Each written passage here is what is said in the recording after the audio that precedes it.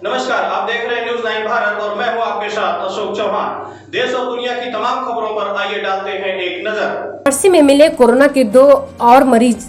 खबर है वाराणसी से, जहां आज एक बार फिर प्रशासन के हाथ पैर उस समय फूलने लगे जब 2 और मरीजों में कोरोना की पुष्टि हुई। आपको बता दें कि ये दोनों मरीज थाना भेलूपुर के पांडे हवेली के रहने वाले हैं।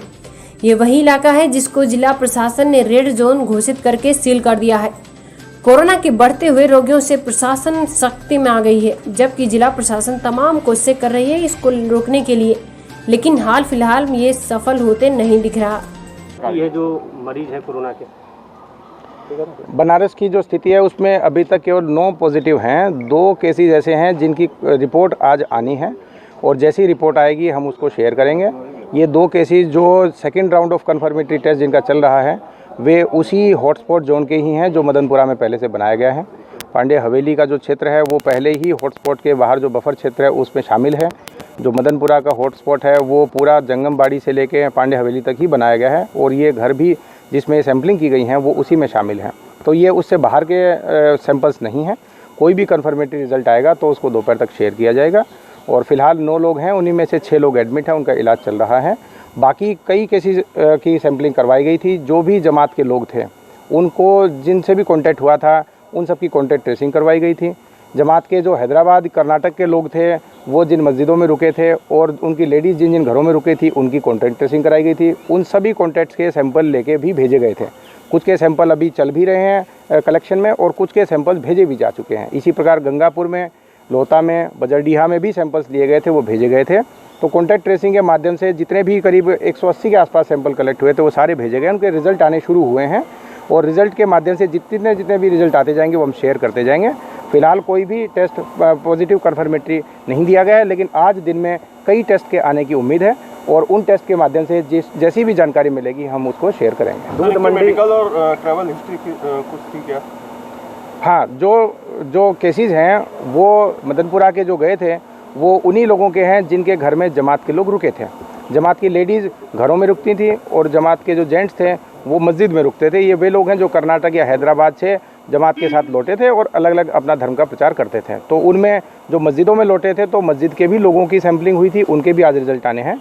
इसी तरह जिनकी लेडीज़ घर में रुकी थी उनके घर के लोगों के भी कुछ रिजल्ट आने हैं, वो हम सारे शेयर करेंगे। और कोई भी पॉजिटिव होगा तो उसका पूरा ट्रीटमेंट हम लोग दीनदयाल उपाध्याय हॉस्पिटल में कराएंगे और उनके परिवार को बताया जाएगा बाकायदा। वो ऑलरेडी होम क्वारंटाइन में, लेकिन और भी एहतियात करने की आवश्यकता होगी तो सारी चीज़ें उनको बताई जाएंगी। दूध मंडी शिफ्ट करने की बात हो रही है, हाँ, तो क्या है इसका डिटेल? जो हमारा गोदोलिया का क्षेत्र है वो मदनपुरा जो हमारा हॉटस्पॉट जोन है, अब उस मदनपुरा हॉटस्पॉट जोन के बाहर भी एक बफर जोन बनाया, एक्सटेंड किया जा रहा है। बफर जोन पहले से ही था लेकिन और उसके एक्सटेंशन की आवश्यकता पड़ रही है। तो वहाँ पे एक दूध मंडी है जिसमें काफ़ी लोग दूध खरीदते हैं और वहाँ भीड़ भाड़ भी रहती है।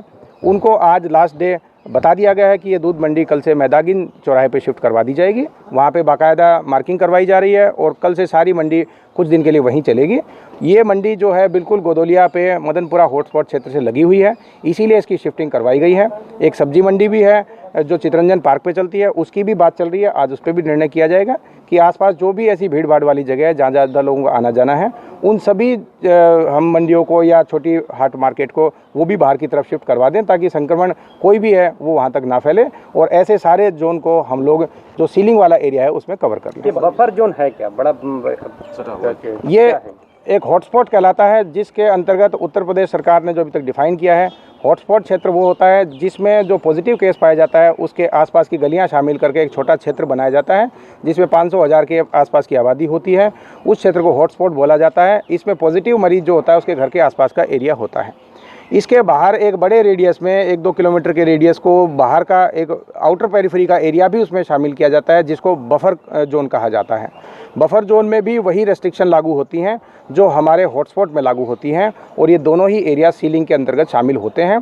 बफर जोन बनाने का पर्पज़ ये होता है कि हॉटस्पॉट के अंतर्गत भी यदि कोई कोरोना पॉजिटिव पेशेंट बाहर की तरफ घुमा हुआ होगा तो जितनी गलियों में घुमा होगा, जहाँ मार्केट में गया होगा, जिस सड़क पर चला होगा, वो सारी एरिया बफर जोन में शामिल कर लिए जाएँ और उनके लोगों को भी स्ट्रिक्टली हम लोग सील डाउन करवा दें और वो लोग भी घर से बहुत कम बाहर निकलें। इसका मेडिकल यूज़ भी किया जाता है कि सारे लोगों की इसमें स्क्रीनिंग करवाई जाती है। संदिग्ध जितने भी पेशेंट सर्दी जुकाम बुखार वाले उनकी टेस्टिंग करवाई जाती है। तो बफर जोन में मेडिकल टीम एक्स्ट्रा केयर करके सब लोगों की सैम्पलिंग स्क्रीनिंग करती है। तो बफर जोन लोगों की एहतियात के लिए बनाया जाता है कि उसमें भी कोई पॉसिबिलिटी हो संक्रमण की तो पहले ही उसको टेक डाउन किया जा सके और उसका पहले ही सैंपल कलेक्ट किया जा सके। ये पांडे हवेली का मैटर भी जो है ये मदनपुरा के ऑलरेडी बफर जोन में शामिल था और उसके अंतर्गत ही इसके सैंपल कलेक्ट भी हुए थे। अब इस बफर जोन को और भी एक्सटेंड किया जा रहा है, उसी के अंतर्गत ये मंडियां भी शिफ्ट करवाई जा रही है। सर टाइमिंग भी जारी की गई है, किस तरह की टाइमिंग? लॉकडाउन को और ज़्यादा स्ट्रिक्ट किया जा रहा है। जैसा कि सबको जानकारी भी है कि 20 अप्रैल तक जिन जिलों में अच्छा लॉकडाउन होगा तो हो सकता है कि उसमें कुछ ग्रामीण क्षेत्र में गतिविधियों को छूट मिल जाए। उसी के अंतर्गत लॉकडाउन को और सख्त किया जा रहा है। आज से चेकिंग है वो ज़्यादा रिग्रेसली की गई हैं और टाइमिंग जो है दुकानों का वो भी 11 बजे से घटा के 10 बजे किया गया है।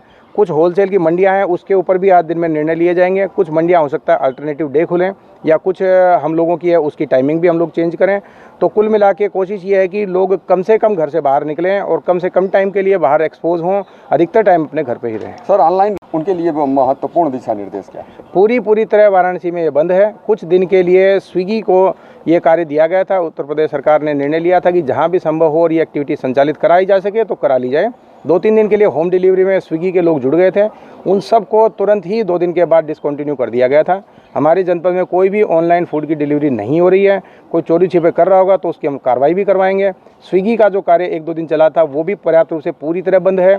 किसी भी रेस्टोरेंट को खोल के ना होम डिलीवरी के लिए और ना वहाँ पे लोगों को बिठा के खिलाने की आज़ादी दी गई है। ये पूरी तरह लॉकडाउन में प्रतिबंधित है। हो सकता है कि कुछ शहरों में ये सर्विस चालू हो, लेकिन वाराणसी में पूरी तरह प्रतिबंधित है और ये आगे भी इसी तरह कंटिन्यू रहेगी।